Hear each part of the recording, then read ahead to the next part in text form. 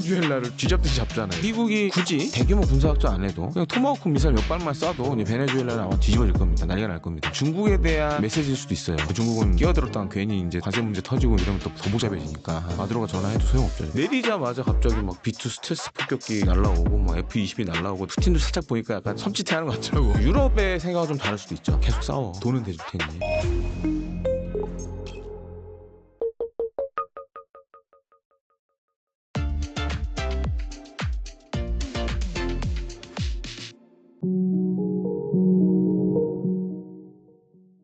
김대웅 군사평론가님 모셨습니다. 안녕하세요. 안녕하십니까. 네, 또 평론가님 모시고 여러분들이 궁금해하는 또 방산 이슈, 뭐 전쟁 이슈 다뤄볼 텐데, 네. 일단 먼저 디펜스 뉴스라는 코너를 또 저희 채널에서 담당해서 또 열심히 하고 계신데, 또 여기와 관련된 뭐 추가적인 얘기라든지, 그 다음에 여기서 다루지 않는 뭐 전쟁이라든지 그런 부분을 또 저희 인터뷰 또 코너에서 다뤄보도록 하겠습니다. 자, 트럼프 대통령이 알래스카 회담 이후에 러우 전쟁과 관련해서 이 즉각적인 휴전 없이 평화 협정으로 진행해야 된다. 즉 종전으로 가자 이런 식으로 얘기를 한 걸로 알고 있거든요. 갑작스럽게 트럼프의 행보가 바뀐 이유는 무엇일까요? 아마 이 알래스카 회담 보신 분들 아시겠지만 시작부터 좀 범상치 않았죠. 갑자기 무슨 그 되게 유명한 데입니다. 엠멘도프 미 공군기지가 어떻게 보면 이제 러시아의 최전선격인 기지예요. 미국 입장에서는. 네네. 근데 회담 장소가 이제 그 근처였고.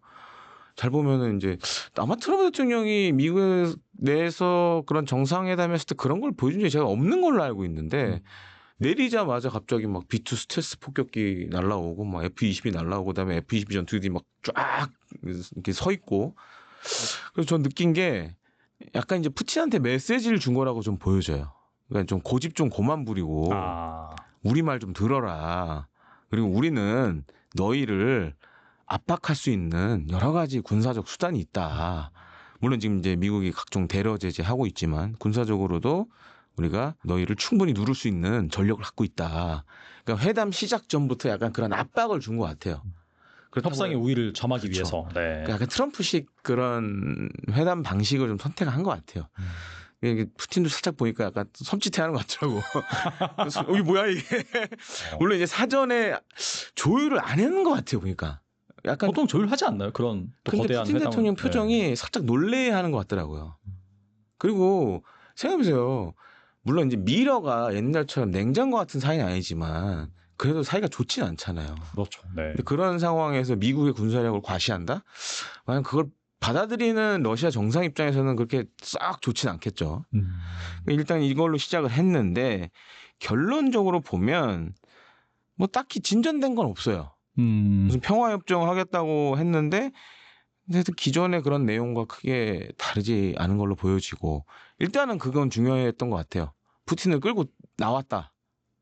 일단 테이블에는 끌고 나왔다라는 건 뭐 봤을 때 그건 성공적이라고 보여지는데 반면에 뭐 우리가 흔히 그런 말 하잖아요. 소문 한 잔치 먹을 거 없다고. 근데 이번에도 역시 소문 한 잔치 먹을 게 없었다라고 보여지고 오히려 이제 그 뒤에 뭐 우크라이나 젤렌스키 대통령이나 뭐 나토 정상들이 이제 다시 워싱턴으로 찾아갔잖아요.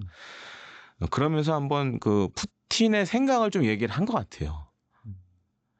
근데 잘 보셔야 될 게 지금 이제 트럼프 대통령의 일종의 머릿속에서 제가 추정키로는 우크라이나 전쟁의 비중이 점점 줄어드는 것 같아요. 점점 줄어드는 될 대로 되고 그리고 돈은 우리가 안 낼 거고 그리고 우크라이나 담보도 유럽이 알아서 해. 나는 나 하고 싶은 거 할게. 그러니까 오히려 관세라든가. 지금 갑자기 또 베네수엘라를 또 이렇게 쥐잡듯이 잡잖아요. 지금. 갑자기 이제 그쪽에다가 막 항모 배치하고 조만간 공격할 수 있다 그런 얘기 나오더라고요. 네.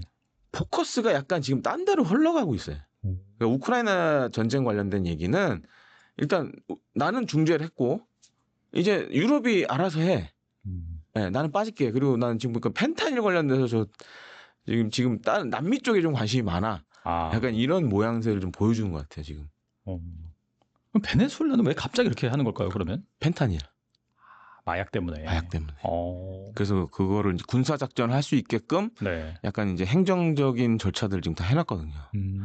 그리고 뭐 베네수엘라 때리는 거야 미국 입장에서 일도 아니고 그런 생각을 좀 갖고 있는 것 같아요 지금. 그 주변에 지금 계속 미 해군 전력들, 뭐 이지스 구축함도 배치가 되고 미 해병 원정단도 지금 나가 있고 그 뭐 미국이 굳이 뭐 대규모 군사작전 안 해도 그냥 토마호크 미사일 몇 발만 쏴도 이제 베네수엘라는 아마 뒤집어질 겁니다. 난리가 날 겁니다. 아마. 보니까 뭐 예비군 총 동원연이라서 450만 뭐 네. 군인들 뭐 예비역들 막 준비 중이다 그런 말 지금 있던데. 베네수엘라 정권이 그렇게 탄탄한 것도 아니고 그러니까 약간 지금 군사적 그런 옵션에 대한 자신감이 좀 있는 것 같아요. 왜냐하면 이제 이란 관련해서 한번 해봤잖아요. 그렇죠. 네. 그리고 갑자기 이제 둘 다 멈춰버렸잖아요.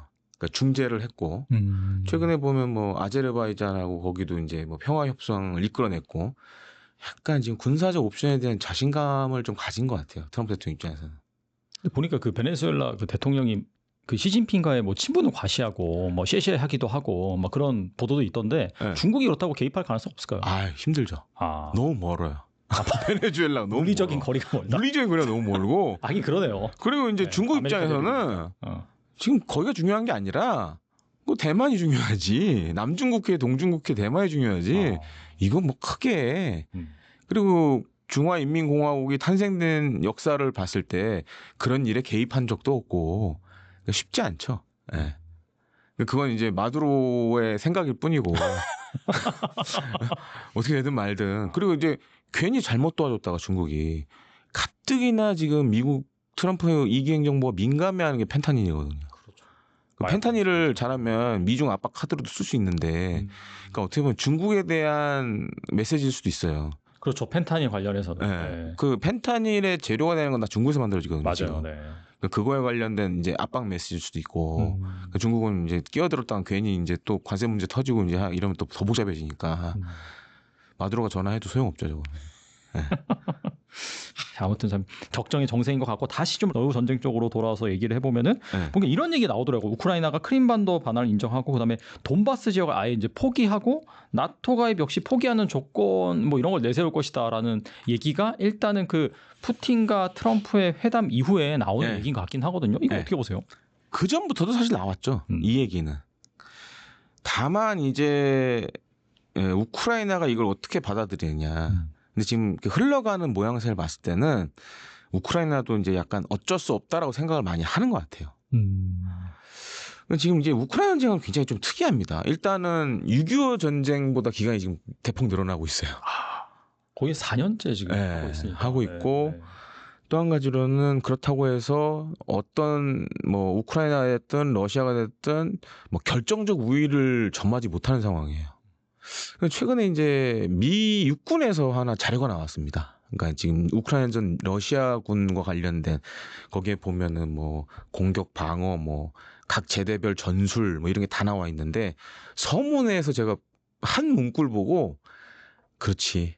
러시아는 옛날부터 이랬지라고 이제 생각을 했는데 미 육군의 평가가 어떻게 나오냐면 과거랑 비슷하다. 그러니까 이제 소련 시절에도 그랬고 이상하게 소련이나 러시아는 전쟁을 하면 초반에 헤매요.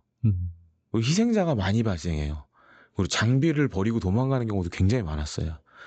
근데 올해 이제 미국에서 나온 자료를 보면 러시아군이 약간 이제 정상적인 템포로 흘러가고 있다. 그러니까 이제 정신을 차려가는 것 같다, 애들이. 그러니까 전술이나 이런 것들도 많이 좀 날카로워지고 하는 부분이 분명히 있다라고 지금 이제 언급을 하고 있거든요. 근데 지금 이제 버티고 있는 건 사실 이제 우크라이나도 잘 보시면 옛날처럼 지금 미국이 각종 무기 지원을 많이 끊었어요. 그렇죠. 트럼프 네. 정권 들어와서. 근데 이거를 갭을 지금 이제 유럽이 메꿔주고 있거든요. 그러니까 이제 지난번에도 한번 제가 나와서 말씀드렸지만 이제 대러 제재로 묶여 있는 유로에 묶여 있는 돈들 가운데 이자 소득으로 맞아요. 계속 이제 무기를 뭐 생산해서 준다던가 돈을 준다던가 이런 식으로 지금 하고 있어요. 계속. 그래서 뭐 며칠 전에도 뭐 우크라이나가 뭐 사거리 수천 킬로미터 되는 뭐 순항 미사일도 새로 만들었다 그러고 다 그게 그 돈으로 만드는 거거든요. 네. 지금. 그러니까 그런 식으로 계속 전쟁이 계속 지연되고 있어요. 그리고 이제 러시아도 잘 보면 과거와 달리 적극적인 공세를 안 해요. 둘 다 사실 힘든데 마지막 재원으로 막 버티는 그런 상황이에요. 그러니까 이제 우크라이나 입장에서 봤을 때도 이제 푸틴이 제안한 뭐 크림반도 반환이라든가 돈바스 지역 포기를 안 받아들일 수 없는 상황이죠. 근데 이제 또 유럽의 생각은 좀 다를 수도 있죠. 계속 싸워. 돈은 대줄 테니. 그럼 러시아가 계속 힘이 빠질 거 아니에요. 그리고 트럼프가 뭐 그렇다고 해서 100년 만년 집권하는 것도 아니고 다음에 또 누가 될지 모르는 거고. 맞아요. 네. 근데 돈은 있고 이 러시아에 묶여져 있는 돈들은 있고. 아. 그러니까 약간 입장들이 서로 다른 거예요. 그리고 이제 뭐 작년에도 제가 나와서 한번 말씀드렸지만 뭐 유럽 내 평화유지군 만들어서 뭐 우크라이나에 배치하는 방안도 지금 나오고 있고. 근데 유럽 내에서도 반대하는 의견이 지금 나오고 있고. 특히 이제 프랑스 쪽에서 이제 그런 얘기 나오니까 야 그러려면 마카론 네가 가라 뭐 이런 얘기 이탈리아 나오고. 그 네. 총리가 그런 얘기 하잖아요. 그러니까 지금 뭔가 그러니까 6.25 전쟁은 좀 달랐어요. 그러니까 유엔군에 보면 이제 여러 나라가 있었고 실제 그들 나라들이 전투를 하면서 많은 희생이 있었고 그러면서 이제 전쟁에 대한 염증이 생기면서 아 빨리 좀 끝내자 이게 됐는데 지금 우크라이나 전쟁을 잘 보시면 다른 외부 세력이 들어가 있지 않아요. 보면 이제 무기 지원하고 뭐 돈 주고 이런 것만 하고 있잖아요. 물론 이제 용병들이 있지만 자발적으로 싸우는 용병들이 있고 아니면 돈 받고 싸우는 용병들이 있지만 그러니까 외부 세력이 거의 개입이 안 돼 있는 상황이에요. 그러다 보니까 이 전쟁은 당신들의 전쟁이지 내 전쟁은 아니잖아. 이제 이런 차이가 있다라는 점을 좀 아셔야 될 것 같아요. 말씀 들어보니까 여러 그런 뭐 세계 각국의 나라들의 이해관계가 좀 얽혀 있는 것 같고 네. 결과적으로 이 결말 어떻게 될까? 이번에 이제 뭐 종전 협상한다라고 하고 네. 뭐 아까 말씀하신 것처럼 젤렌스키랑 유럽 그 정상들이 이제 워싱턴에 가서 또 네. 얘기도 하고 있고 또 며칠 전에는 이제 3자 회담이 열릴 것이다 그런 얘기도 나왔는데 네. 어떻게 될 거라고 보세요? 여기서 뭐 잘 정말 이렇게 협상을 해가지고 끝날지 아니면은 전쟁이 더 이어질 걸로 보시는지. 질질 끌 것 같아요. 이거. 계속 질질 끌고 그리고 이제 뭐 유럽이 그럼 이거를 빨리 끝내는데 좀 많이 동참을 해야 되는데 아시다시피 이제 뭐 유럽 연합이라는 곳이 여러 나라의 이해관계가 엮여 있기 때문에 특히 이제 우크라이나의 안전 보장과 관련된 문제를 어떻게 해결할 거냐. 뭐 방금 얘기해 주셨잖아요. 이탈리아는 뭐 너나 가라 이러고 쉽지가 않아요 이게 다 하나같이. 그리고 이제 6.25 전쟁도 끝나고 나서의 문제가 뭐였냐면 일단 선은 걷지만 선을 긋고 휴전한 거 아니에요. 근데 그 선과 관련된 문제가 사실 우리는 잘 이제 기억에서 없어졌지만 이게 꽤 오래 갔어요. 그 문제까지도 생각을 안 할 수가 없는 거죠. 예를 들어서 선을 걷는데 아니 여기까지 또 예를 들어서 우리 지금 비무장지대처럼 이런 식으로 만들어야 되는데 이 선 긋는 것도 사실 쉽지 않아요.